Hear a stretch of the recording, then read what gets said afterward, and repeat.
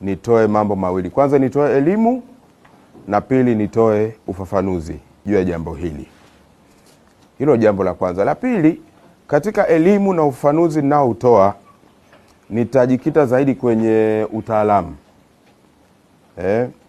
Nitatoa elimu na ufafanuzi wa kitaalamu zaidi.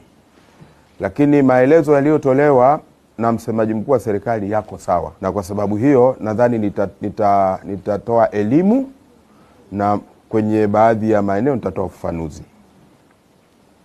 Kiswahili wanasema bakaa au ziada ya ukichukua uzalishaji na matumizi utaona tuna umeme mwingi ambao tunao wa ziada. Kwa hiyo hatusemi kwamba tunachukua umeme kule kaskazini kwa sababu nchi ina upungufu wa umeme, hapana. Ndio maana nimesema maelezo yangu yatajikita zaidi kwenye utaalamu. Hilo ni jambo la kwanza muhimu. Pili, umeme tunaozungumza kwamba tunataka kuchukua katika mkoa wa Arusha ni umeme kidogo sana. Yaani umeme tunaosema tunataka kuuingiza Arusha kutoka nje sio mwingi, ni kidogo, ni megawati 100. Kumbuka nimesema uzalishaji wetu ni megawati ngapi? 3796, karibu 4000. Lakini tunataka kuingiza pale Arusha ni megawati 100 tu. Umeme tunataka kuingiza Arusha ungekuwa wenyewe tu usingetosha mahitaji ya Arusha, au rather mahitaji ya kanda ya kaskazini. Mahitaji ya kanda ya kaskazini ni karibu megawati 300. Changamoto kubwa iliyoko kule ni ya voltage. Voltage zinashuka. Kwa hiyo voltage zinakuwa chini kuliko zinavyopaswa. Ni kwamba umeme upo lakini voltage iko ndogo. Na ndio tatizo kubwa sana ambalo tunalipata kwenye mikoa ile ya kanda ya kaskazini.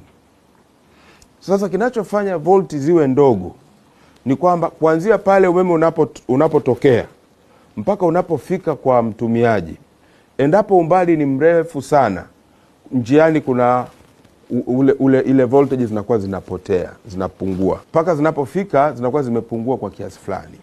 Kuna kitu kwenye nani huko Kiingereza wanaita voltage drop. Voltage drop inatokea kadri waya unavyokwenda umbali mrefu. Sasa kwa Tanzania umeme wetu mwingi sana unazalishwa upande wa kusini. Kusini kwa maana ukiangalia kaskazini kule umeme mwingi unatoka kusini mwa mikoa ile ya kule. Umeme mwingi unatoka Dar es Salaam, unatoka mkoa wa Pwani kwa maana ya Rufiji, unatoka mkoa wa Morogoro, unatoka mkoa wa Iringa. Huko ndio umeme mwingi wa nchi unakotoka. Na hivyo kama mteja yuko Manyara kwa mfano, inabidi umeme huo usafiri kutoka mikoa hii ninayoisema uende mpaka Manyara. Na ukiangalia inaenda mpaka kilomita 700 kwa baadhi ya maeneo. Kwa hiyo umeme unapofika pale voltage drop inakuwa imetokea njiani.